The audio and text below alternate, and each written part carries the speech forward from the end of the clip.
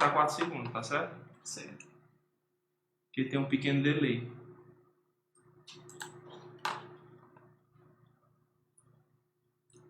Boa tarde, nós estamos iniciando a nossa live e essa é uma iniciativa da COSED, SED, com a CRED, Secretaria de Educação do Estado do Ceará. Meu nome é Panúzia Lima, eu trabalho com Geografia.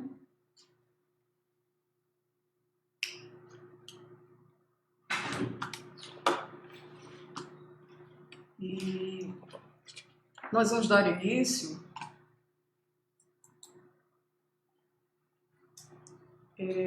discorrendo sobre esse tema, que é um tema bastante recorrente, que é a trajetória do capitalismo e a emergência de novos paradigmas. É um tema desafiador. Quando eu propus o tema, me fizeram um questionamento, que era um tema bastante relevante, recorrente e necessário, porém requer uma profundidade. E eu direciono a essas pessoas que fizeram esse questionamento, que também é interessante, mas eu estou aqui direcionada a um público que é de aluno, aluno de ensino médio, aluno que precisa compreender as dinâmicas em processos. Quando a gente vai falar de capitalismo, a gente é convidada a compreender a gênese e o desenvolvimento desse capitalismo, né? Quando a gente recorre à história, a gente vai até o feudalismo. No sistema feudal, o feudalismo, ele perdurou em toda a pré-Idade Média, né? Ele pega a Idade Média, ele vem até o século XV, né? Aquela transição do século X ao século XV, estabelecido ali um sistema estamental, né? Um sistema feudal, com a presença do rei, do clero, dos servos, que era uma organização política e social e cultural baseada na posse da terra. Então, a Idade Média, nesse intervalo do século V ao século XV, né, que é o auge, né? Nós vamos ter aí o auge da Alta Idade Média, nós vamos encontrar um sistema que antecede ao capitalismo. Dada a necessidade do enfraquecimento desse sistema, nós vamos entrar no outro sistema, que é o sistema capitalista. Haja visto que o feudalismo ele entra em decadência. Quando a gente fala de sistema, na cabeça do nosso aluno, ela tem que estar bem claro o que é isso, né? O que é o sistema? O sistema é um modelo de economia, um modelo de sociedade. Esse modelo de economia, chamado também de sistema capitalista, ele teve início no século XV, exatamente no momento em que o feudalismo entra em decadência e surge esse novo modelo de economia, né? O capitalismo ele é baseado na propriedade privada, né, que produz os bens de consumo e os comercializa visando lucro. O capitalismo ele tem 3 âncoras. A primeira é a exploração, os recursos naturais e o lucro, né?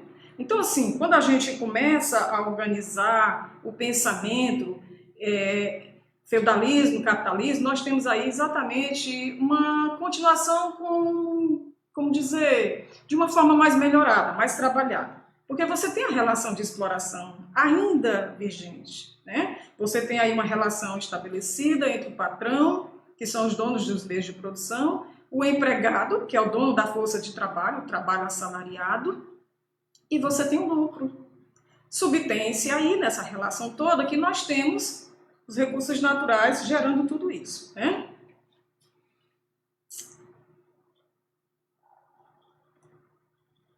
Quais são as características básicas, ou diria clássicas, desse capitalismo? Repetindo, propriedade privada, consumo, livre mercado, livre concorrência, exploração, lucro e a divisão de classes. É interessante a gente compreender que o capitalismo ele estabelece as classes de acordo com o critério renda, né? Você faz parte de uma classe social de acordo com a renda que você dispõe, que você tem, né? o sistema, esse modelo vai enquadrar de acordo com o critério renda.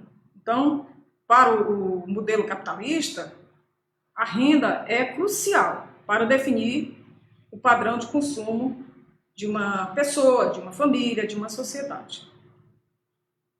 Quando a gente recorre à história, à pré-história, nós vamos encontrar o princípio básico do capitalismo, né? Que aí já remonta bem antes do feudalismo, né?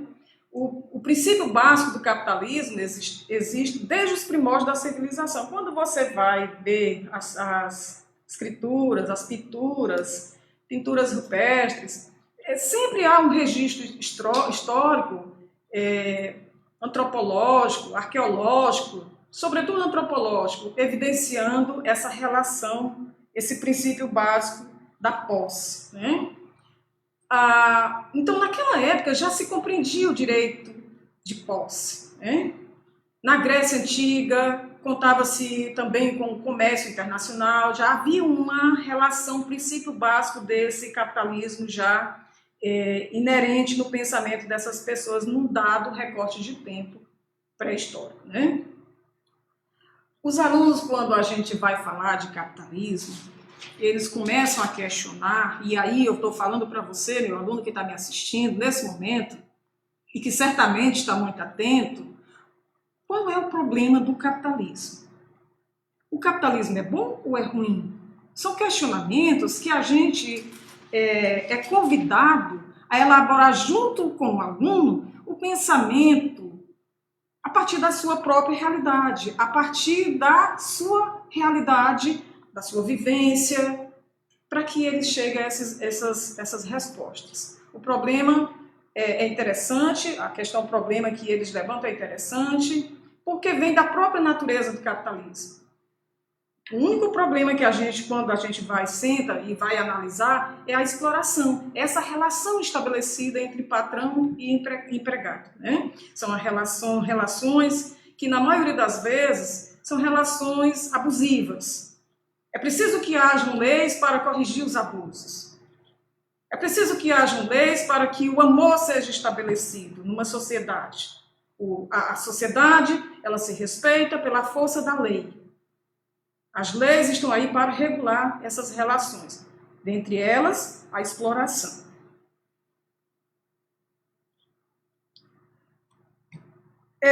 Já no capitalismo, já no processo de globalização, quando é que surge o processo de globalização? Ora, veja, a relação do capitalismo com a globalização é uma relação muito intrínseca. É uma relação que ela se dá de forma muito íntima. Haja visto que quando a gente pega as fases do capitalismo, nós vamos ver a emergência de uma interligação entre a exploração, as rotas comerciais, entre os recursos naturais, e a gente começa a analisar como há uma íntima relação. A primeira fase do capitalismo, também chamada de capitalismo marítimo comercial, lá do século XV ao século XVIII, conhecida como a fase marítimo comercial, capitalismo marítimo comercial. Então, que aí vem com a cana-de-açúcar, né? Na segunda fase, nós vamos encontrar o capitalismo industrial. Ora, veja, século XVIII ao século XIX. Você tem uma sequência de séculos. O dinheiro, o capital acumulado na primeira fase, ele vai para a segunda fase. Ele vai, feito bola de neve, ele vai se multiplicando, né? Então, quando você tem as caravelas, o além-mar, essa travessia do Atlântico, do conjunto europeu, Portugal, Espanha, em direção aos países da América, da África e da Ásia, você tem ali uma relação já de globalização. Os espaços, eles estão sendo conectados, interligados. Então, você tem ali a tecnologia da embarcação, você tem ali o sextante, o quadrante de Davis, o astrolabe, a bússola, né? Então, a partir desse momento já começa a iniciar aí um processo de globalização. Na segunda fase, com o capitalismo industrial, você já começa a ter ali uma outra relação com a tecnologia, com a interligação também com outras regiões do planeta em busca de matéria-prima, carvão, o ferro, né?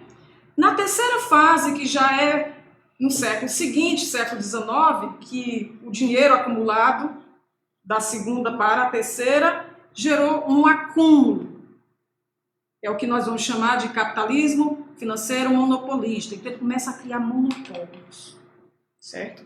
Os bancos começam a surgir, o sistema financeiro ele começa a se aquecer, há uma pujança, há uma necessidade também no século XIX por recursos naturais. Onde buscar esses recursos naturais?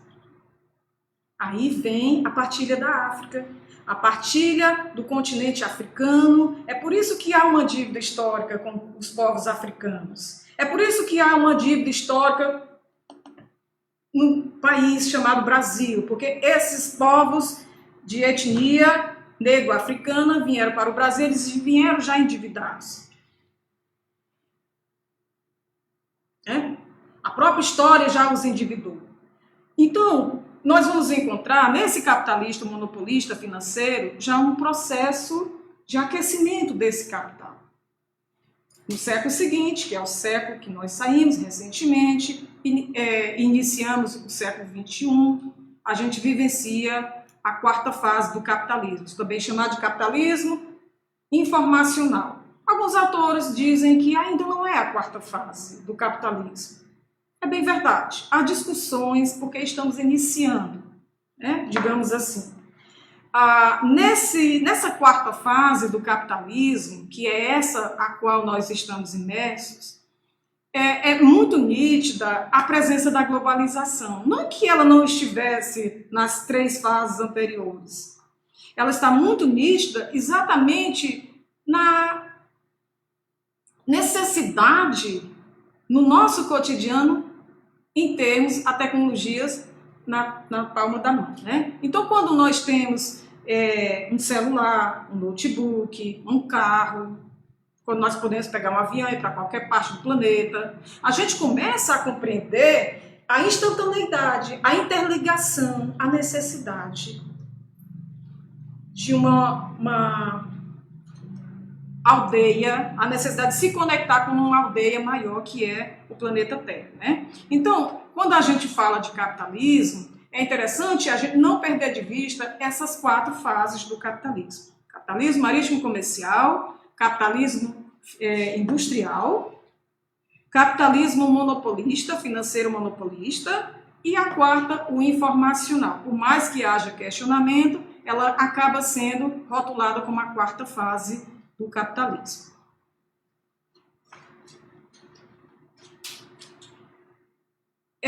Quando a gente chega lá na segunda fase, no capitalismo industrial, a gente vai encontrar as doutrinas econômicas, né? Esse conteúdo ele está centrado tanto em história como em geografia, filosofia, e aí nós estamos trazendo o pensamento do Adam Smith. Adam Smith escreveu um livro, A Riqueza das Nações. Na verdade, a gente diz que é um livro, mas são vários livros compondo um livro só, né? Nesse livro, ele vai traçar um pensamento que ele vai chamar de liberalismo econômico. Ele vai propor o seguinte: ele vai propor que o modelo, o sistema capitalista, ele tem que seguir um norte, uma direção, pautado na especialização do trabalho, pautado na produtividade, pautada no foco consumista, e ele vai propor também a mão invisível. É interessante a gente compreender a mão invisível. Todos os dias a gente se relaciona com esses conceitos das ciências humanas, mesmo inconscientemente, sem saber, certo? Logo mais adiante eu vou mostrar para vocês essa convivência com esses conceitos. Adam Smith vai defender também a não intervenção do Estado na economia, a livre concorrência, do câmbio livre e da propriedade privada.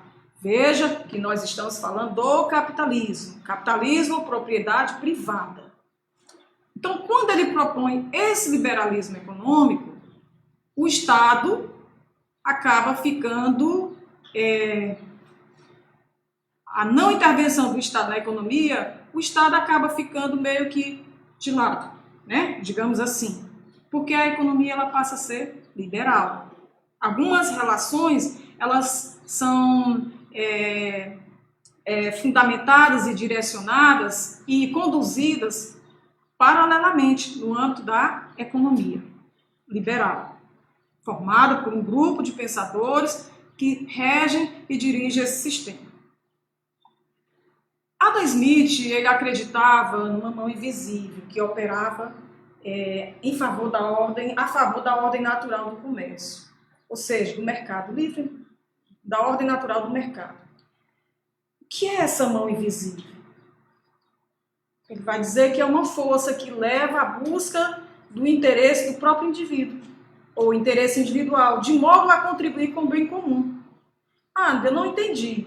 O conceito ele afirma que o próprio mercado ele pode se regular, sem precisar da intervenção do Estado. Por isso que aí ele é chamado de liberalismo econômico. Cada indivíduo ele persegue seu próprio interesse, o que contribui para o bem-estar social, o maior bem-estar social. A busca do interesse próprio individual se torna um motivo fundamental da política econômica. E ele também vai dizer uma coisa interessante. Ele vai dizer, quando ele vai discorrer sobre a mão invisível, ele vai discorrer que as pessoas, elas agem com objetivos egoístas. É forte quando ele discorre sobre isso em seu livro A Riqueza das Nações, em um dos tomos, né? Porque quando a gente analisa o processo, as relações engendradas, estabelecidas, a gente vai ver que há um egoísmo. Já visto que, eu vou pegar um exemplo do nosso cotidiano. Com a pandemia do coronavírus, essa pandemia que está ainda em curso, muitas pessoas passaram a vender álcool gel de forma abusiva, de forma a cobrar por preços abusivos. Isso seria a mão invisível? Fica o questionamento. Eu botei um exemplo para a gente pensar no bolo, um bolo de cenoura. Digamos que você quer vender um bolo de cenoura. Eu peguei um exemplo assim do bolo de cenoura, mas podemos até discorrer sobre outro exemplo, né? Que fique de forma bem clara. É claro que você vai querer gastar menos ingredientes, você vai querer vender o bolo completo, né? Você vai querer lucrar esse bolo que você produziu, cuja intenção é obter lucro. Você fez com uma intenção. Qual é a intenção? Obter lucro. Comércio, o objetivo do comércio é exatamente o quê? O lucro, né? Então, para você não ter que jogar o bolo fora ou comer o bolo sozinha, né? Você vai ter que encontrar ali um meio termo que fique bom para ambas as partes. Que seja bom. Que a pessoa que compra o bolo de cenoura, ela compre as melhores fatias desse bolo. E que esse bolo seja gostoso.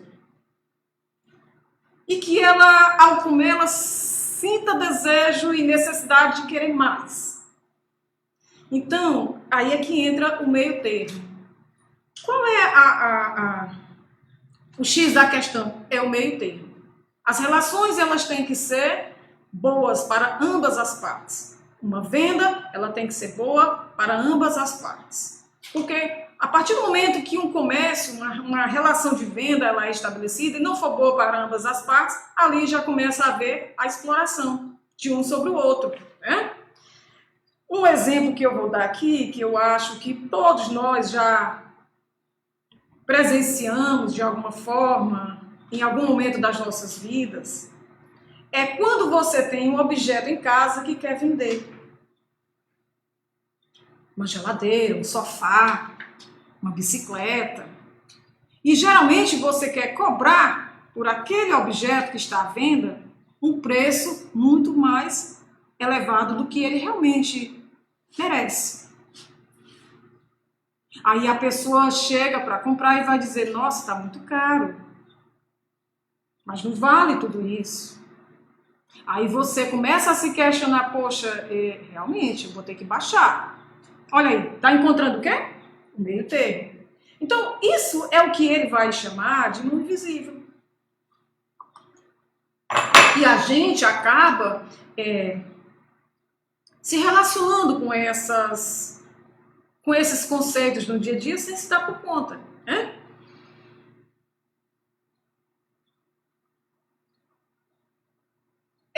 Chegamos no outro momento da gente refletir, que é para a crise. Eu costumo dizer para os meninos em sala que desde que eu me entendo como gente, que eu escuto essa palavra crise, né?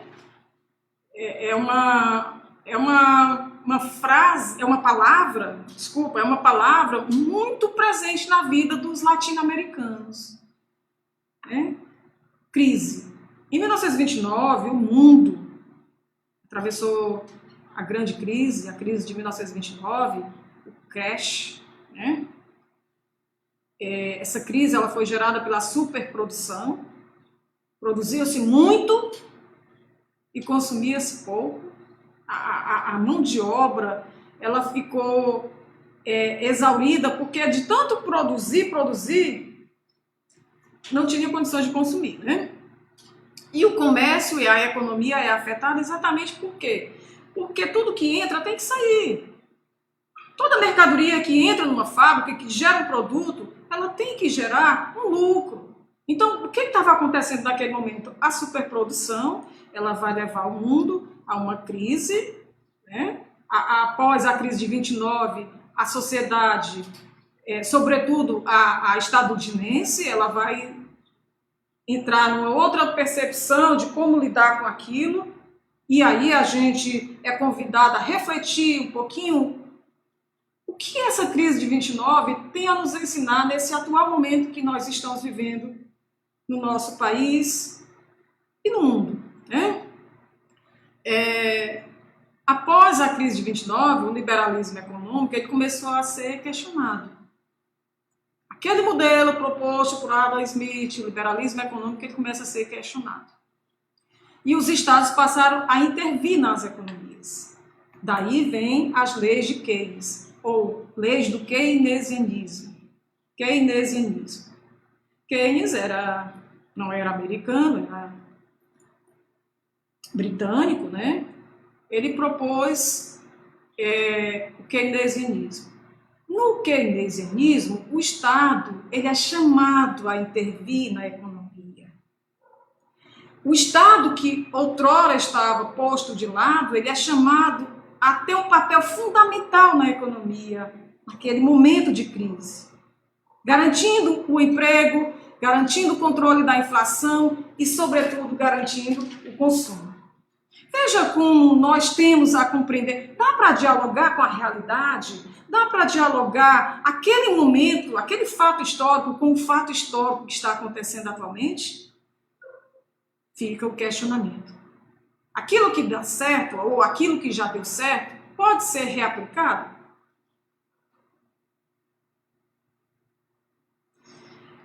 Os Estados Unidos, em meio à crise de 29, gerada pela superprodução, ele está ali com a faca e o queijo, com a teoria de Keynes. Do outro lado, você tinha um presidente que era um progressista, a faca e o queijo, né?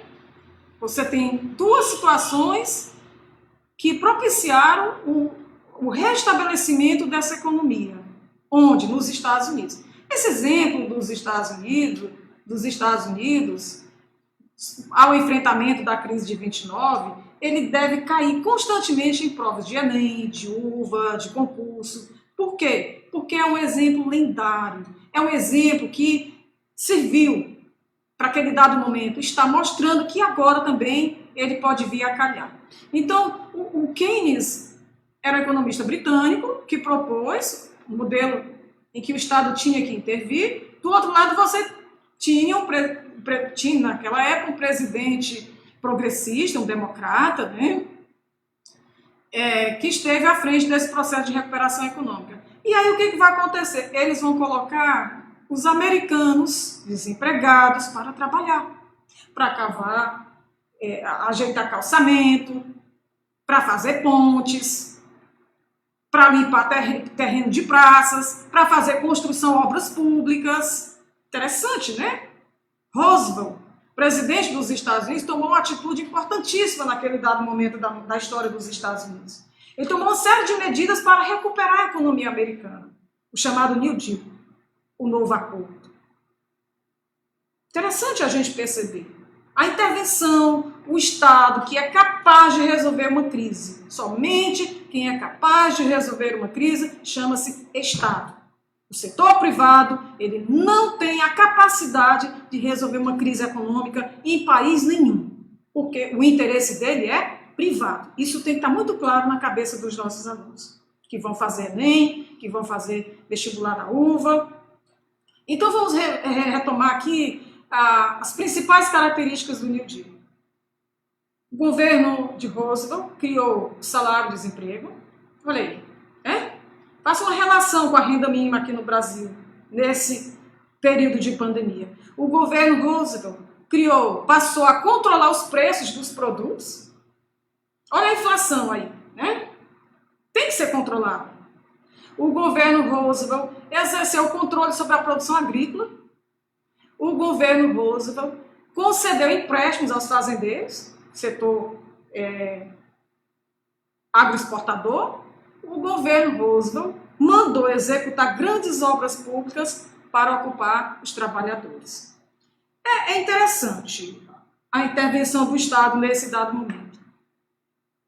É interessante, porque assim, ela nos mostra um norte, ela nos mostra uma direção, né? Nos anos 80, após datas decorridas, o keynesianismo ele vai perdendo força, porque atrás dele está surgindo um outro modelo, o Estado mínimo, que retorna com a política econômica defendida lá pelo liberalismo, repaginada com o nome de neoliberalismo. O keynesianismo vai ter esse intervalo de 1929 a 1980. Então, assim, é interessante a gente compreender, eu digo muito para os meus alunos e vou dizer aqui. Nós não podemos dissociar duas coisas. Primeiro, economia e política. Esses dois pilares, eles caminham lado a lado. Você não pode falar de economia sem falar de política. É humanamente impossível você compreender um conceito em sua aplicabilidade se você não falar de política. Porque quem vai aplicar esse conceito econômico são os políticos. É como você falar de natureza e sociedade, que também caminham juntas. Então, em 1980, já vem surgindo com muita força, né, a partir do consenso de Washington, o neoliberalismo ele vem com muita agressividade, proposto aí pelo Reino Unido e os Estados Unidos, a Margaret Thatcher no Reino Unido, ancorada com o Ronald Reagan, Estados Unidos, né? Então, o que nós vamos ter ali? O fortalecimento de uma nova doutrina, uma agressividade de um novo modelo, de uma nova doutrina econômica, trazendo como pano de fundo o Fundo Monetário Internacional, o FMI, o BID, Banco Interamericano do Desenvolvimento, também chamado de Banco Mundial. Ele vai estabelecer uma cartilha neoliberal, Estado mínimo, é a receita do bolo desse modelo, dessa doutrina. O objetivo dos pontos dessa reunião lá chamada de consenso de Washington, é acelerar o desenvolvimento sem piorar a distribuição de renda. É um desafio. É um desafio. E é um desafio maior quando você tem governos que não têm um pensamento progressista. Quando você tem uma doutrina dessa, adotada num país conservador, que não tem um pensamento para o povo, é um desastre. É um desastre. O neoliberalismo, olha o conceito de... O que é o neoliberalismo? Neo, esse prefixo, significa novo, um novo liberalismo. Quando alguém diz assim, eu não sou neoliberal, eu sou liberal, eu não sou neoliberal. Quando você vê um político dizendo que ele não é neoliberal, ele não sabe nem o que é o neoliberalismo, e muito menos o que é o liberalismo. É interessante a gente compreender. Nós estamos diante de um momento histórico em que as pessoas estão pecando nos conceitos. E quando elas pecam nos conceitos, o que é que vai acontecer? A informação ela vai ficar distorcida. Veja bem, o que é o neoliberalismo? É uma doutrina econômica proposta por economistas franceses, alemães, norte-americanos, da primeira metade do século XX, voltada para a adaptação dos princípios de quê? Do liberalismo clássico. As exigências de um Estado regulador e assistencialista, que deveria controlar parcialmente o funcionamento do mercado. Olha, você vai dizer, professora, mas o neoliberalismo, ele está dizendo aqui que o Estado vai ter uma participação, mas é uma participação aqui, ele tem uma participação, mas é uma participação mínima, e que essa participação mínima, ela vai se agravar quando? Quando o político ele não tiver uma visão progressista, uma visão política progressista. Haja visto que eu falei de economia e de política, essas duas âncoras, esses dois pilares caminham juntos, certo? E é por isso que nós vamos, a partir dos anos 80, ouvir falar muito nas privatizações, Estado mínimo e privatizações. Porque está dentro da cartilha do consenso de Washington. Estado mínimo. O que é esse Estado mínimo? O Estado mínimo é o Estado que não tem a obrigação de lhe dar saúde. Estamos em meio a uma pandemia. O Estado não tem a obrigação de lhe dar educação pública e de qualidade. O Estado não tem a obrigação de lhe dar segurança. Olha aí. O Estado não tem a obrigação de lhe dar moradia. Veja bem. O Estado mínimo é isso. O Estado não tem obrigação com políticas públicas. Esse é o Estado mínimo. Presta atenção ao conceito. É interessante a gente perceber nessa proposta neoliberal onde já foi aplicado. Quais as regiões, os países que deu certo. O consenso de Washington, ele financia golpes, ditaduras militares e ditadura judiciária. Camufladamente, a gente sabe, está nos livros, né? A gente pode consultar e vai ver. Historicamente, eles sempre tiveram por trás de golpes, ditaduras na América Latina. Eu estou pegando a América Latina, mas eu poderia pegar na África, eu poderia pegar no Sudeste da Ásia, né? E outras regiões do planeta. Nós podemos pegar aqui o exemplo do Chile. O Chile adotou o sistema neoliberal. Veja o que está acontecendo no Chile. 40 anos depois, o Chile está dizendo ao mundo que o sistema neoliberal não foi bem sucedido pela escola de Chicago. Aqueles professores, aqueles alunos do curso de economia da escola de Chicago, que aplicaram esse modelo lá no Chile. O Chile foi um dos países do mundo a adotar o neoliberalismo. Está aí a situação do Chile. Aí eu deixo uma lacuna. Vá ver como é que está a situação do Chile hoje. Tá?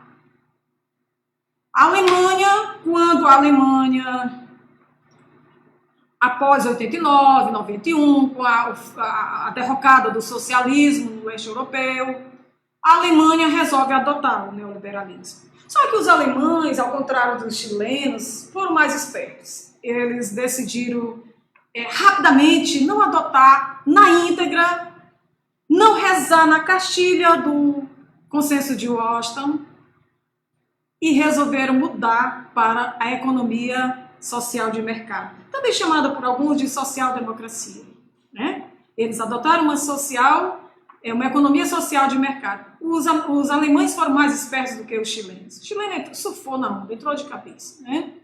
Então, Chile está mostrando que não deu certo. A Alemanha mudou a rota logo quando percebeu o desastre que seria.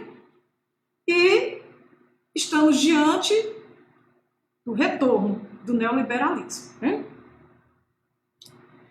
Quando o neoliberalismo chega ao Brasil, é interessante a gente compreender.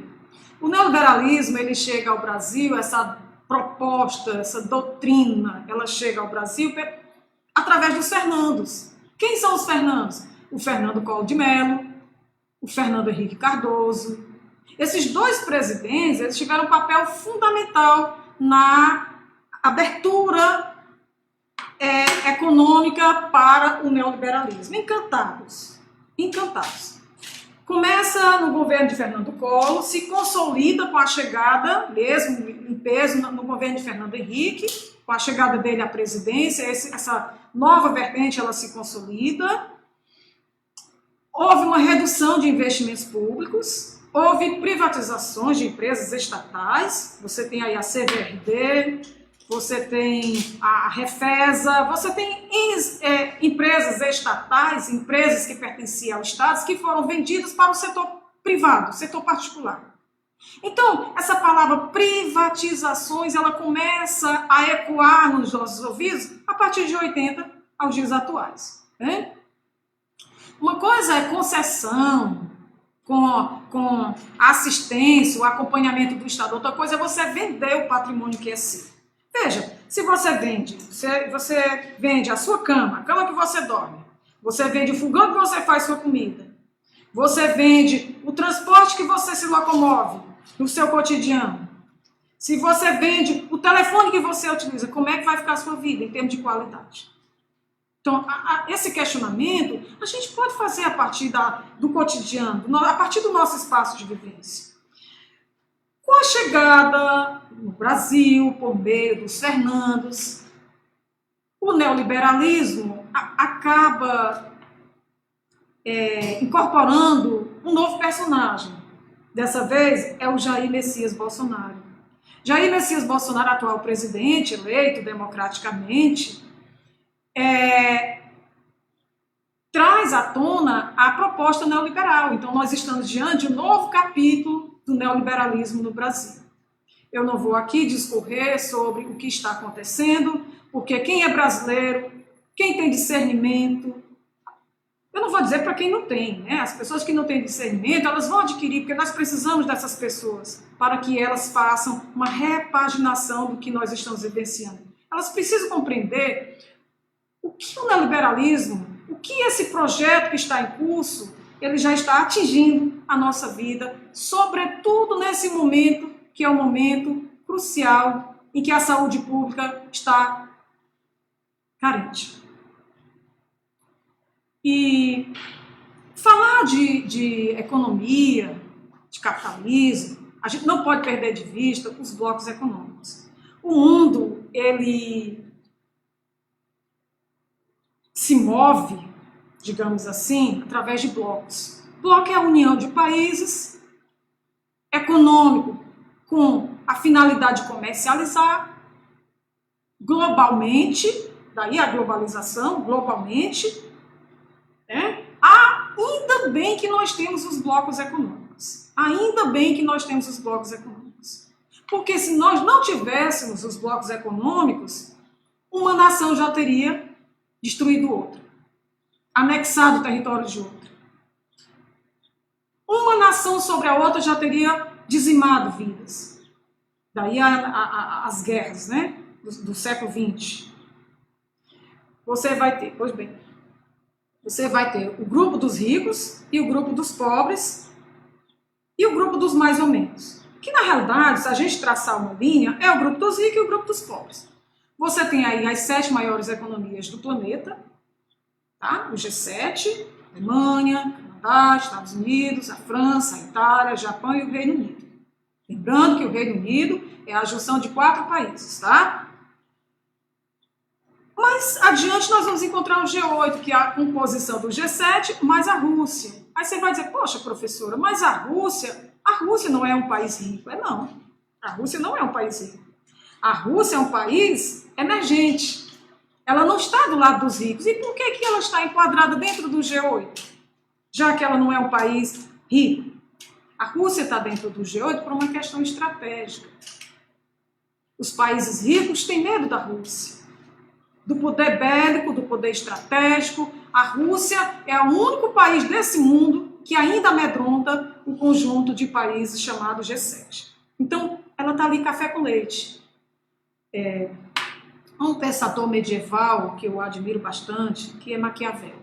Maquiavel vai dizer que é melhor ter o inimigo perto do que longe, né? Mas vamos seguir. O G20. O G20 é composto por países em desenvolvimento, são países pobres, só que eles estão em desenvolvimento. Interessante. São países pobres em desenvolvimento. Eles também ganharam outro nome de emergentes. Eles estão emergindo, porque eles estão se desenvolvendo. Às vezes o aluno questiona, professora, a China é um país rico. Não, a China não é um país rico. A China está em desenvolvimento. Professora, a Rússia é um país rico. Não, a Rússia não é um país rico. A Rússia está em desenvolvimento. Isso na cabeça do aluno tem que estar muito claro. Tem que estar muito claro. Daí a necessidade dos conceitos. Né? Do G20, nós vamos formar, nós vamos destacar aí os que se sobressaem. Desses países pobres em desenvolvimento, também chamados de emergência, quais são aqueles grupos, qual é aquele grupo que se sobressai? Aí vem os BRICS. Cada letra corresponde a um país. Você vai encontrar aí os blocos econômicos. Veja nesse mapa. Quando você observa esse mapa, tem 3 setas vermelhas sobre esse mapa. Você tem a ALCA, também chamada de NAFTA, você tem a União Europeia e você tem a PEC. Dessas três setas, desses 3 megablocos, são megas, tá? Megas, são grandes blocos econômicos. A economia do planeta é comandada por esses três blocos. Professora, esses três blocos. O restante são os menores, são pobres. Certo? Então, os megablocos, eles dominam a economia do planeta. Eles ditam preço, eles ditam regra, eles fazem lobby, enfim. E os pequenos? Os pequenos vão se articulando como podem, chamados blocos regionais. Os mercados regionais. Daí a necessidade, turma, da gente compreender a importância do Mercosul, a importância do SADC, a importância da ASEAN, a importância da LAD, do Pacto Andino, do CARICOM, a importância da CEI, a fim de dinamizar a economia dos países. Um bloco econômico ele tem uma finalidade, ser forte, competitivo e comercializar e lucrar. Através da livre circulação de mercadorias ou da redução de impostos cobrados e importações, você só vai estabelecer isso quando você está em grupo. Daí a necessidade do fortalecimento das economias regionais, os mercados regionais. Em 1999, foi criado pelo México, Ásia e Rússia, esse grupo que nós vamos chamar de G20, com o objetivo de enfrentar os desafios relacionados à estabilidade do sistema financeiro internacional. Que esse ano, questãozinha de Anem-Uva, esse ano vai ser sediado na Arábia Saudita. O G20 é o principal mecanismo de governança econômica mundial. A presidência do G20 é rotativa, exatamente para não criar vínculo, para não criar vícios. E os líderes, chefes de Estado e de governos, eles compreendem isso muito bem e vem se mantendo, olha, de 1999. Trata-se de um importante agrupamento de grandes economias, de poder político e econômico. Então, olha novamente o que eu falei lá atrás. Os dois pilares, a economia e a política. Esses dois pilares são capazes de influenciar a agenda internacional, de promover debates sobre os principais desafios globais e adotar iniciativas conjuntas para a promoção do crescimento econômico inclusivo e o desenvolvimento sustentável. Os BRICS, eles trazem... É um termo que foi cunhado para designar o grupo dos emergentes, né? Ele está incorporado por Brasil, Rússia, Índia, China e África do Sul. Todos tiveram acelerado desenvolvimento, são emergentes, portanto, tornaram-se motores do próprio desenvolvimento econômico global. Isso incomodou o mundo rico, o G7, sobretudo a partir de 2008, porque o mundo enfrentava uma crise econômica mundial, da qual o presidente na época falou que não era uma onda, era uma marolinha, né? Com a eclosão da crise financeira norte-americana e europeia, há alguns pensadores que dizem que a crise de 2008 ela é a continuação da crise de 29. É algo para se pensar e discutir no outro momento. Os BRICS também trazem um novo conceito chamado de governança global. Bonita essa palavra, né? Um novo conceito, governança global, governança urbana, governamentalidade. Se familiarize com esses conceitos novos. Esses conceitos novos estão aí batendo na nossa porta. A governança global, são neologismos criados. Quando você tem Movitrans, né? É um Movitrans, é um neologismo, é uma palavra nova que foi cunhada. É um movimento transnacional. Qual é o objetivo da governança global? Negociar respostas a problemas que afetam o Estado ou uma região. Interessante. Um dos objetivos da governança global. Instituições, Nações Unidas, Tribunal Penal Internacional, o Banco Mundial, existem no contexto de globalização dos regimes de poder político, política, econômica e culturalmente. Então, eles agem numa esfera de sociedade bastante completa. Economia, política, cultura, e eles têm ainda como uma pauta negociar também sobre e combater aos problemas de eugenia, desigualdade social, xenofobia, racismo, a fome, aquecimento global, né, e outros. O neoliberalismo, ele traz uma crise oculta, que Michel Foucault, lá da filosofia, também trabalhado na sociologia, vai nos apontar que a governamentalidade, mentalidade.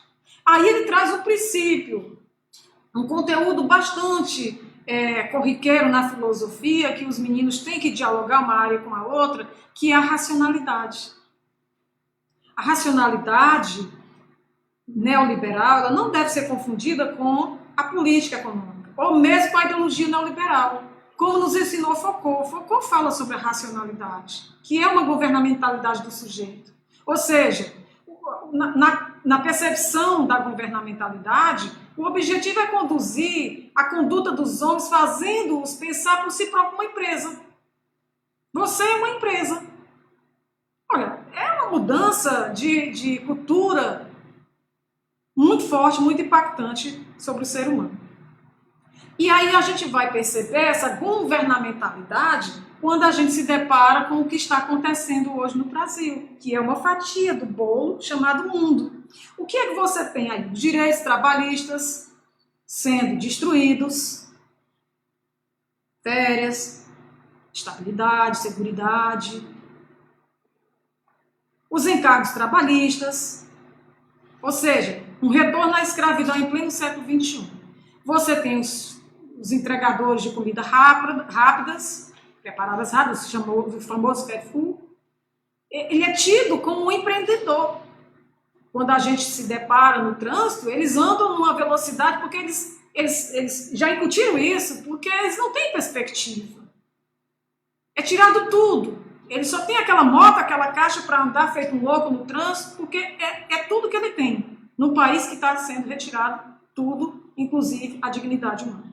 Do outro lado, nós temos o contrato intermitente, à disposição, chamado exército de reserva intermitente, sazonal, periódico, sem nenhum vínculo. Do outro lado, você tem o Uber, que segue o mesmo padrão, a mesma lógica de trabalho precarizado. Do outro lado, você tem, que é o que está salvando ainda, diga-se de passagem, as comidas que são comercializadas nos bairros, aí a microeconomia, né? Que são comercializadas em centros urbanos e bairros da periferia. Tudo isso é uma consequência desse trabalho precarizado.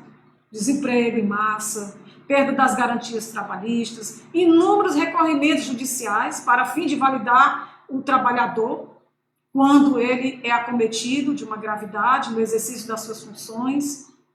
A gente está falando de neoliberalismo. Dependência da China. É interessante a gente compreender a globalização, o capitalismo, essa trajetória toda a partir do momento que nós estamos vivenciando, esse momento agora de pandemia. Eu não vou compreender e ao mesmo tempo quero compreender e ao mesmo tempo até acho que eu já compreendi o que leva um país como o Brasil a depender de máscaras produzidas na China. O que leva um país como o Brasil, uma população historicamente, culturalmente rica, a depender de respiradores de outros países. É uma vergonha o que está acontecendo. E isso mostra que nós paramos de produzir, paramos de pensar. Olha a situação que o capitalismo conduziu o povo brasileiro. Estou pegando o povo brasileiro, mas tem o povo chileno, o povo mexicano. Entenderam? As bases da modernização econômica da China.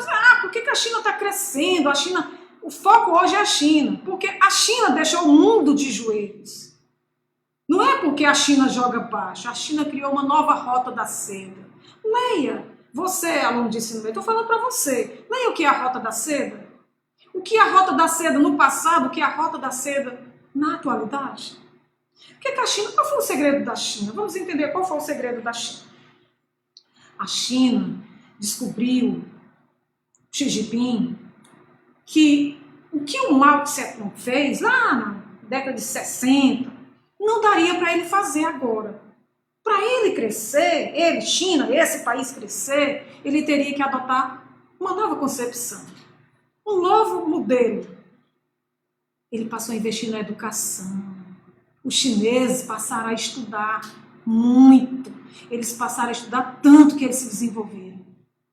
Esse é o segredo da dependência. A China botou todo mundo de joelho a partir do momento que ela botou todo mundo para estudar, que ela abriu o intercâmbio. Toda a universidade do Brasil, do mundo, nós vamos encontrar a presença de chineses, estudando, fazendo intercâmbio e retornando para a China com novos conhecimentos, com uma percepção de mercado muito grande. Então, o segredo da China foi investir na educação, diferente do que Mao Tse-tung fez. Fechou escola, fechou universidade, botou professor para cavar buraco, para capinar, para plantar, desqualificando a mão de obra, porque o Mao Tse-tung, ele acreditava que os professores poderiam se contrapor ao sistema socialista adotado na China naquele momento, na Revolução Chinesa, né? A Revolução Cultural Chinesa, né?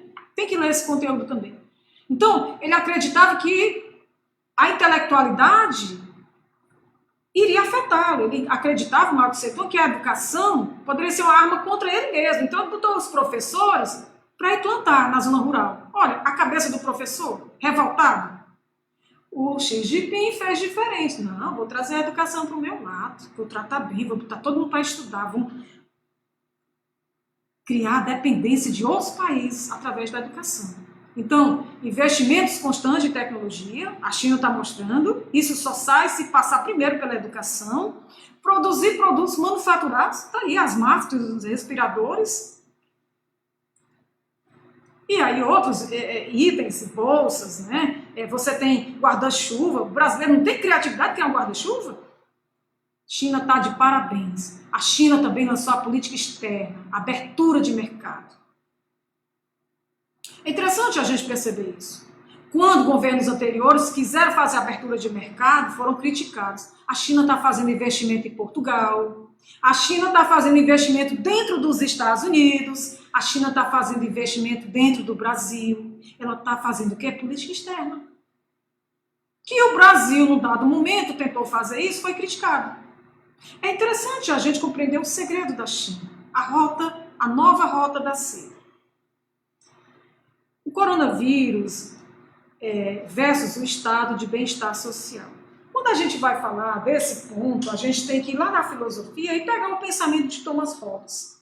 Thomas Hobbes, 1500, 1600, ele traz uma concepção de Estado. O Estado, ele já defendia, os meninos do direito têm isso muito bem claro em vossas cabeças. Os meninos da filosofia e das ciências humanas como um todo. O Estado é o agente que promove e organiza a vida social e econômica, proporcionando aos indivíduos bens e serviços essenciais durante toda a sua vida. Então, o Estado é o mantenedor.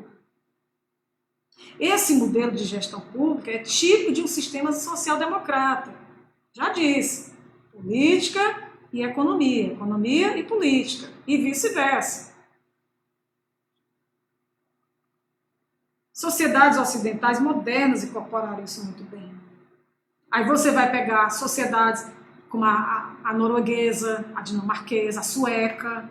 Veja a presença do Estado nesses países. Veja o que é ser idoso no Brasil. Haja visto que a gente tem acompanhado episódios tristes já com os nossos idosos, os maus tratos, suicídio. Não tem uma política consistente para o amparo do idoso, porque você, meu amigo, daqui a poucos anos você vai ser idoso e tem que pensar qual vai ser a geração que você vai estar quando estiver idoso. Nós temos que pensar o Estado, o papel do Estado. Veja a saúde. A saúde, como a saúde no Brasil ela está se comportando no momento atual. E aí eu volto a reforçar. O modelo de gestão pública é tipo de um sistema social-democrata. Você não vai encontrar um governante conservador pensando em social-democracia, em bem-estar social. Você não vai encontrar. Por isso que a política ela tem que caminhar junto. Habitação, emprego, transporte público, tudo isso está dentro do estado de bem-estar social. Não existe um país desenvolvido se não investir em políticas públicas voltadas para o povo.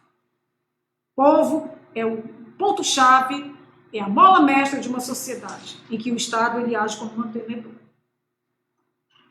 A pandemia do coronavírus, Covid-19, apesar de terrível, ela é terrível, meu Deus, não foi responsável pela origem do mal em nossa sociedade globalizada atual. Ela só revelou, ela só tirou as cortinas da janela para que a gente pudesse ver a paisagem melhor. O capitalismo, ele não tem interesse em resolver esses problemas ora posto em tela, as desigualdades sociais, os problemas da saúde, a pobreza, a miséria, a falta de moradia, o acesso à educação pública e de qualidade, o acesso à tecnologia. O capitalismo não tem interesse com a fome na África. A África é que se vira, é o problema dela, não é isso? Não é esse o pensamento da elite? O trabalhador que adoeça, ele que vai trabalhar, porque o comércio tem que abrir. A concepção do capitalista, do patrão, dessa sociedade que está aí, que se sustenta nessa concepção, é essa. A preocupação é com ela. Por isso que o Adam Smith vai falar do egoísmo. Em alguns momentos, o capitalismo faz com que as pessoas sejam regidas por objetivos egoístas. Veja como a gente está dialogando os conceitos no cotidiano. A geografia, e a globalização versus a globalização, ela trouxe uma leitura interessante para esse momento que a gente está vivendo. Nós temos três pontos da geografia que merecem ser analisado com bastante atenção. Territórios, fronteiras e a tecnologia. O vírus com DNA de globalização chamado Covid-19, ele mostrou que não existe mais fronteiras. No mundo globalizado não existe mais fronteiras. Isso é fato. Os limites foram rompidos com a globalização.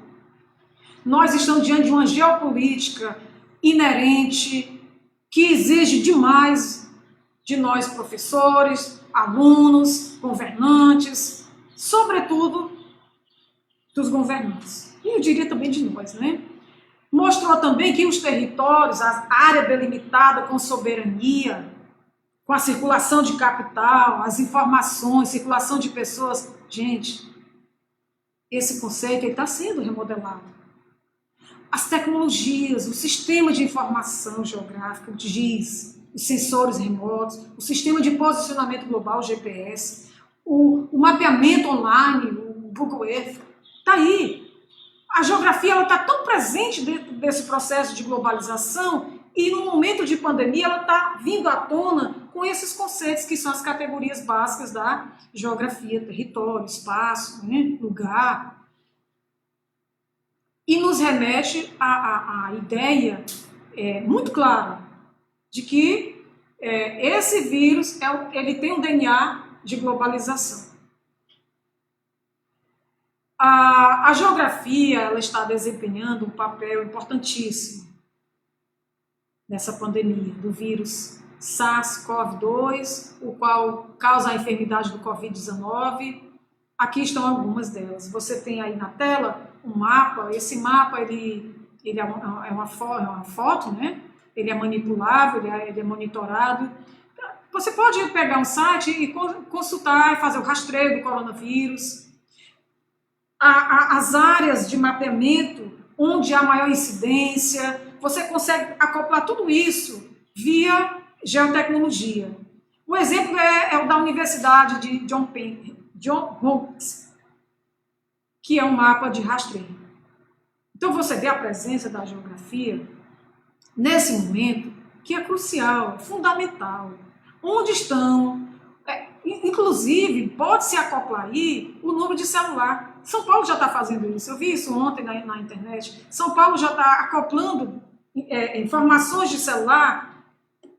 A China fez isso muito bem. Você está saindo de casa. Você teve onde?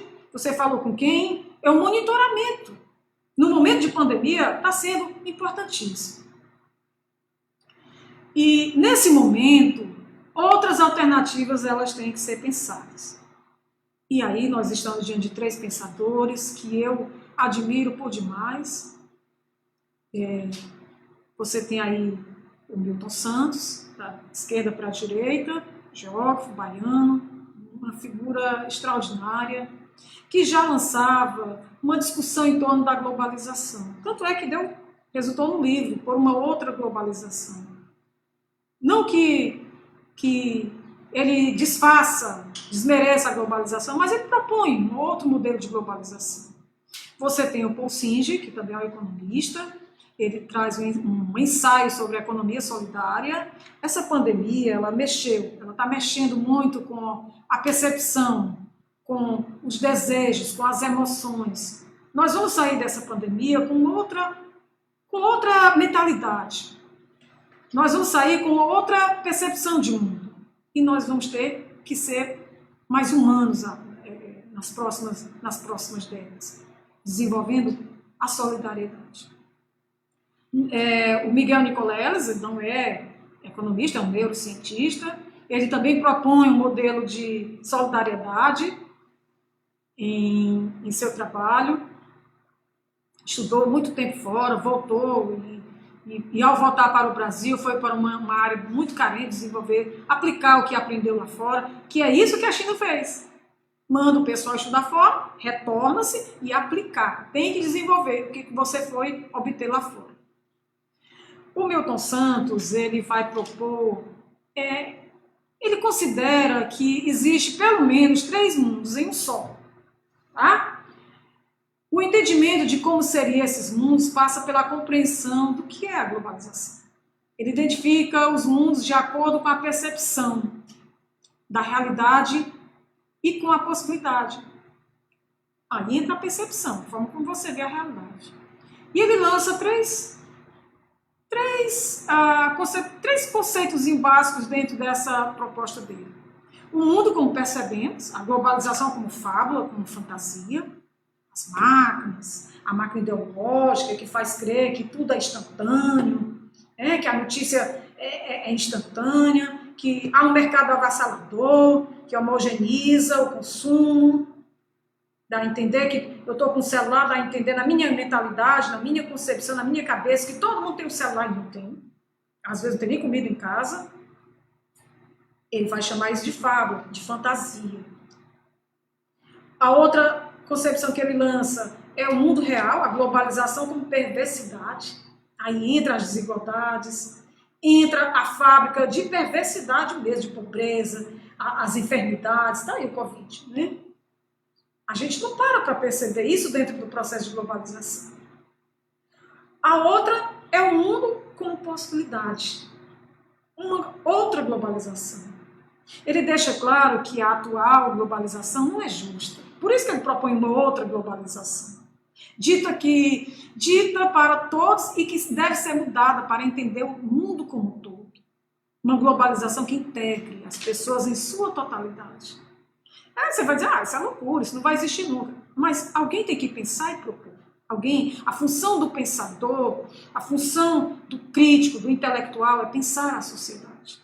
Se alguém vai concordar ou discordar, ele tem que pensar a sociedade e ele tem que propor.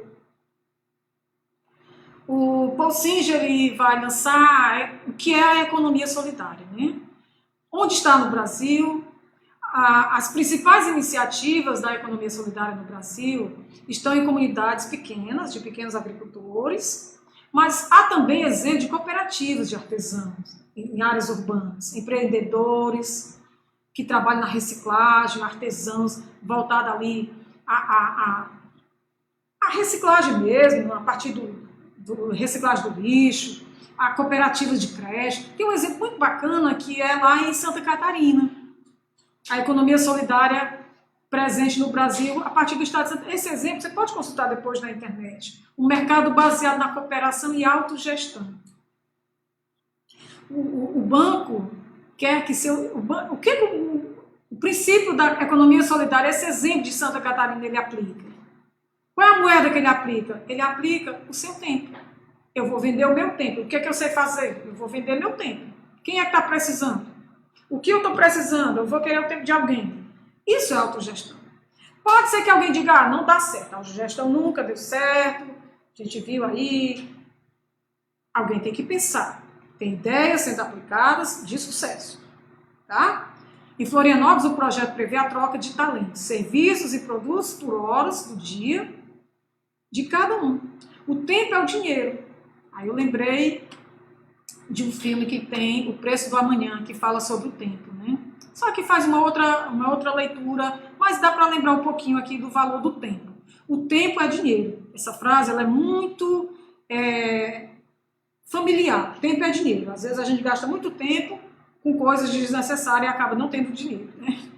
É vida, sintetiza os pensadores que trazem a proposta idealizada aí do banco de tempo. É interessante depois conhecer um pouquinho essa alternativa, né?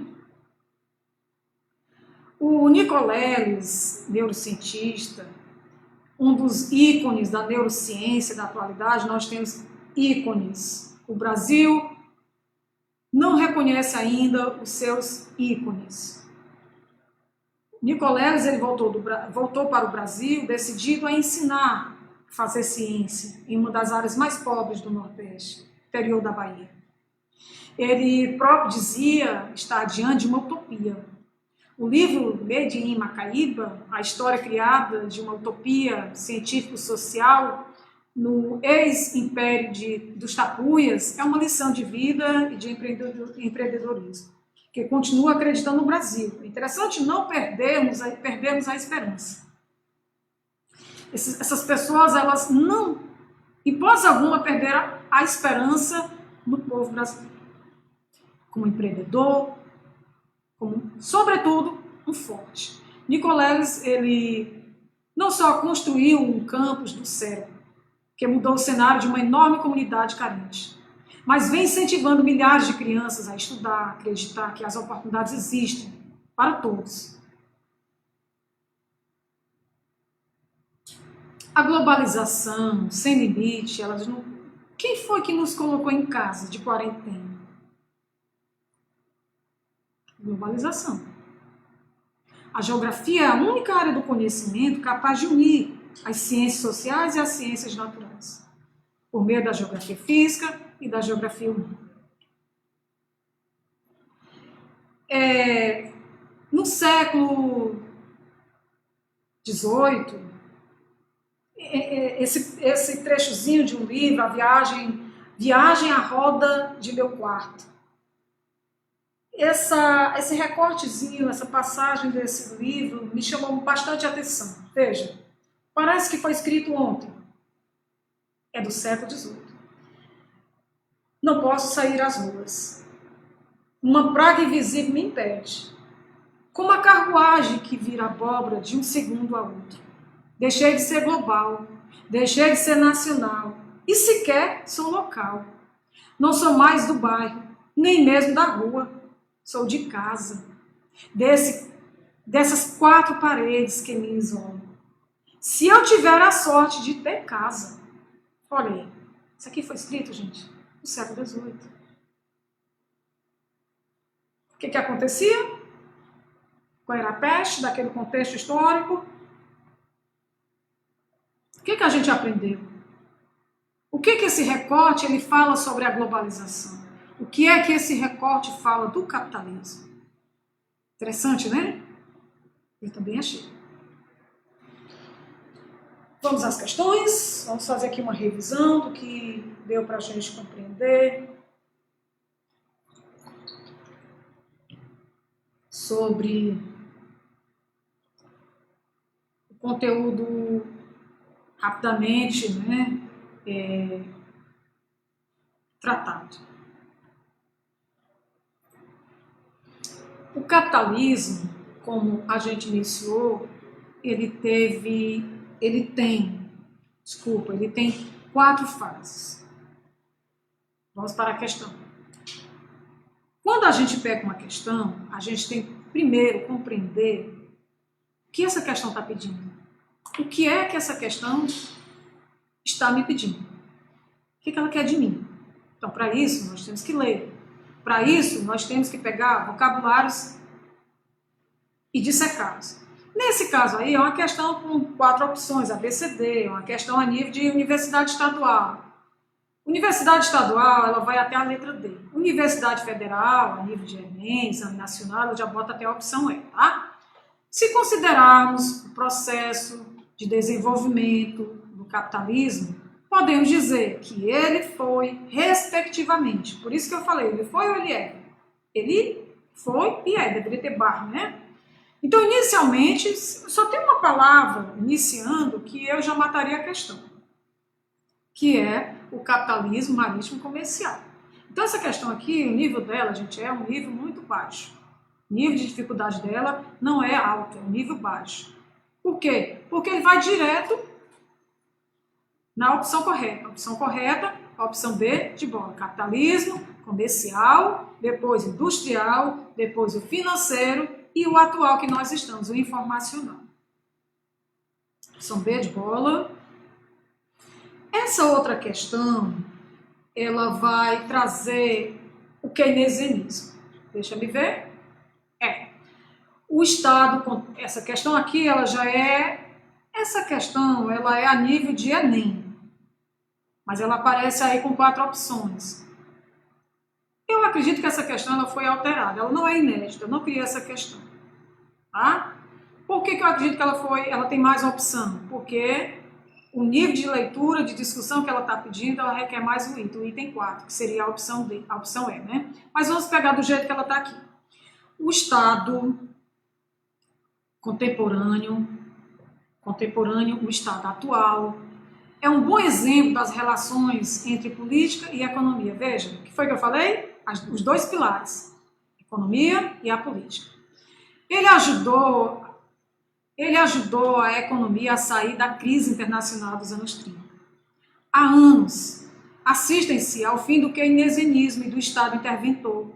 A contradição é que hoje, em certa medida, os neoliberais pregam o funcionamento do livre mercado, mas, ao mesmo tempo, fala de um Estado regulator. Pronto, levou você para dentro do conteúdo. Acerca desse tema, analise as afirmativas abaixo. Primeira afirmativa: a crise econômica dos anos 30 decorreu do abrupto declínio da capacidade de produção das economias ocidentais. Olha, veja, o que foi que nós vimos lá atrás na explicação? O que gerou a crise de 29 e 30? O crash, superprodução, e não declínio abrupto, declínio da capacidade produtiva. Então, descarta aí o item 1, não precisa nem ler até o final. Aqui você ganha alguns minutos, segundos para a questão seguinte, tá? Então, eu já descarto aí quantas opções? Aonde é que tem um? A letra A letra C, que engloba todas, né? E a letra, fica B e D para você analisar. Item 2, afirmativa 2. Para Keynes e seus seguidores, o Estado deveria investir recursos tributários arrecadados na execução de grandes empreendimentos, aeroportos, barragens, estradas, etc., para estimular o setor produtivo e gerar emprego. Verdade. Foi isso que levantou os Estados Unidos da crise. Então, segura aí. Já tem a opção B como verdadeira. Todas as afirmativas são falsas? A 2 é verdadeira. Vamos para a terceira. A política e a economia, ao caminharem juntas, tornam-se as discussões relativas à formação do Estado contemporâneo um sistema de grande ressonância junto à opinião pública. Olha, opção verdadeira, B de bola, né? Se tiver alguma dúvida, fala. A questão seguinte, a número 3, ela vai trazer... Essa questão, todas essas questões, turma, elas estão no ambiente virtual e você pode acessá-la se assim preferir. Essa questão ela é recente. Essa questão, ela caiu já esse ano numa seleção no interior de São Paulo. Covid-19. Nos últimos anos, o noticiário internacional foi tomado por um assunto urgente: o surgimento de um novo misterioso agente causador de doença. Olha aí. Ele surgiu na China e é capaz de causar uma forte pneumonia e até levar à morte. Bom, situou você no contexto da questão. Trouxe à tona da discussão um problema. Pronto. A França confirmou 2 casos da doença. Os primeiros da Europa, sexta-feira 29, nas cidades de Paris, Bordeaux. O Nepal também registrou sua primeira infecção. O paciente internado em Bordeaux tem 48 anos e passou em Wuhan, o foco lá da pandemia na China. Ele apresentou sintomas aos médicos na quinta, dia 23. Veja, 24, 23. E, desde então, está internado. Ele esteve em contato com 10 pessoas desde sua chegada à França. Olha aí. Globalização.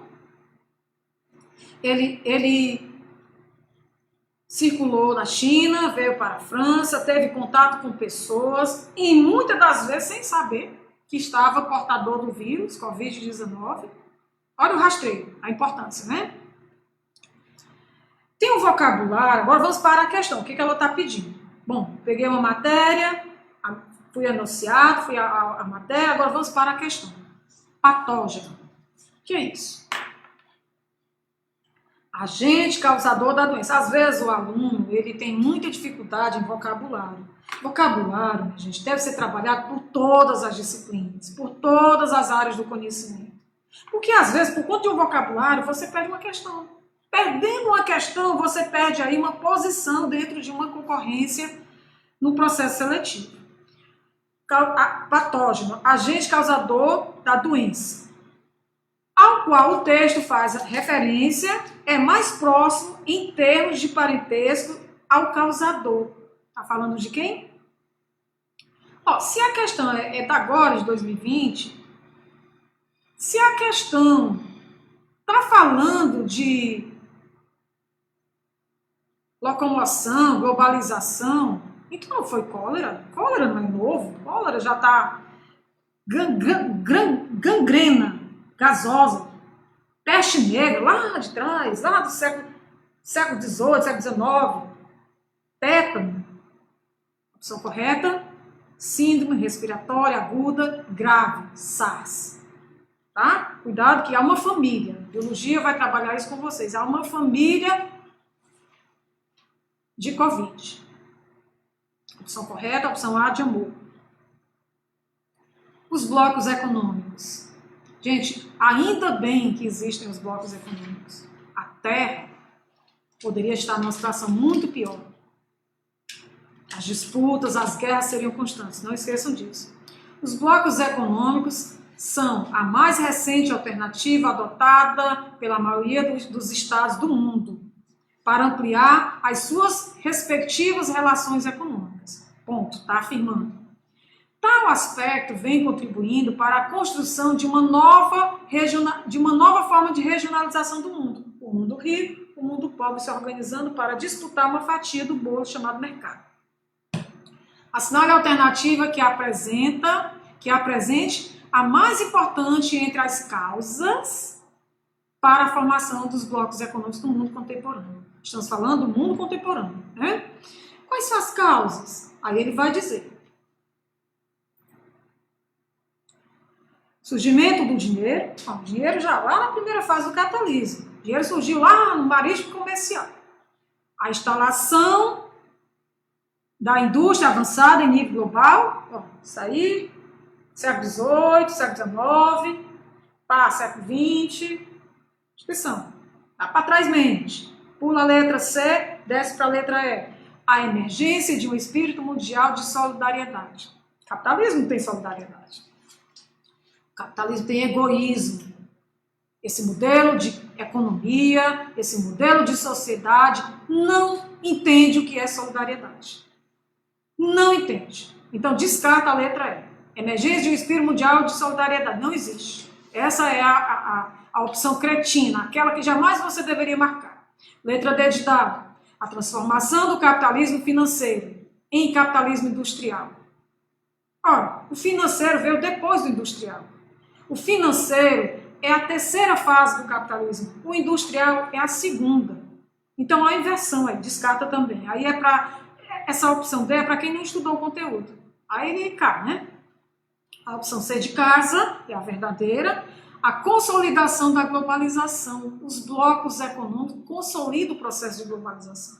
Ele coloca os países, as regiões, os mercados regionais em disputa da fatia do bolo chamado economia.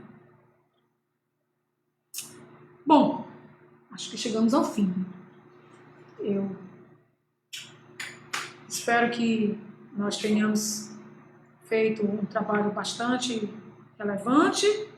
Eu acredito que nós podemos contribuir bastante. Eu parabenizo a iniciativa da COSED-SED. Esse trabalho é bastante relevante. Senti, de certa forma, até saudade da escola particular, onde eu trabalhei 12 anos. Me reportei muito àquele momento em que eu vivi, dando aula para cursinhos, e eu fico muito feliz, porque eu fiz uma opção no magistério de trabalhar nessas duas vertentes. Mudei no momento certo, 12 anos no setor privado, fiz uma opção pela escola pública, porque eu acredito na escola pública. Porque eu acredito, eu saí da escola pública, eu acredito. E eu acredito, sobretudo, no meu trabalho. A cada dia eu começo a refletir e começo a concluir. Todas as vezes que eu percebo a educação ameaçada, eu trabalho com mais gosto ainda. Porque uma sociedade, ela não se desenvolve se não tiver uma educação pública e de qualidade, com acesso e permanência. Então, um prazer. Perguntas? Vamos lá. Oi? Ah, ótimo. Palestina, Mauriti, olha a participação, a audiência, né? Isso é muito importante.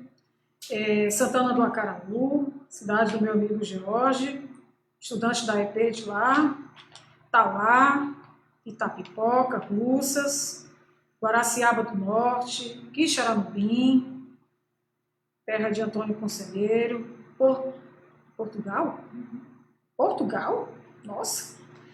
Fortaleza, meu povo de Fortaleza, Jaguaribe, o Vale do Jaguaribe, Quiterianópolis.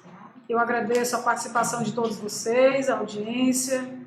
Caso haja alguma dúvida, algum questionamento, faça online, que depois a gente vai atendendo. É importante a gente interagir, é importante nesse momento, sobretudo nesse momento, a gente compreender que nós temos que estarmos juntos. Tá? Ninguém solta a mão de ninguém no ambiente virtual.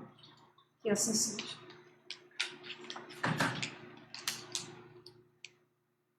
A pergunta do Regis.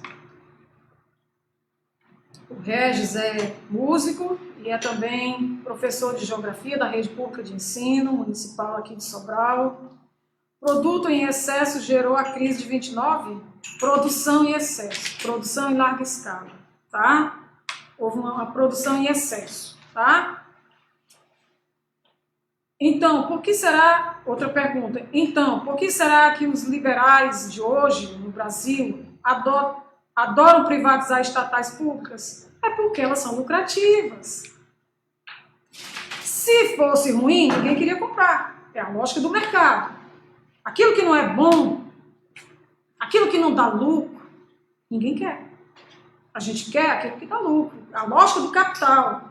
Aquilo que vai trazer acréscimo, tá?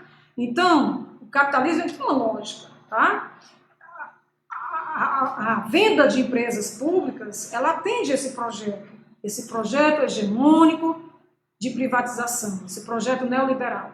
Daí a leitura e a nossa percepção contra-hegemônica, é esse discurso que está aí inerente. Pergunta da Ana Barros. O Estado é forte. O Estado forte é importante? Com certeza. O Estado forte, ele é importante. Sabe por quê? Porque o Estado é povo. Tudo na vida que a gente escutar a palavra Estado, lembre-se, é povo, está falando de mim. O pertencimento. As pessoas têm que compreender o que é o Estado. As pessoas têm que entender o que é o serviço público. As pessoas têm que ter o pertencimento dentro de uma sociedade. As pessoas têm que compreender. Olha o papel da educação. Tá? Eu acredito que é isso, né? Deixa. Eu agradeço. Eu espero ter atendido a solicitação. Tentei correr, acelerar o conteúdo, né, para poder contemplar.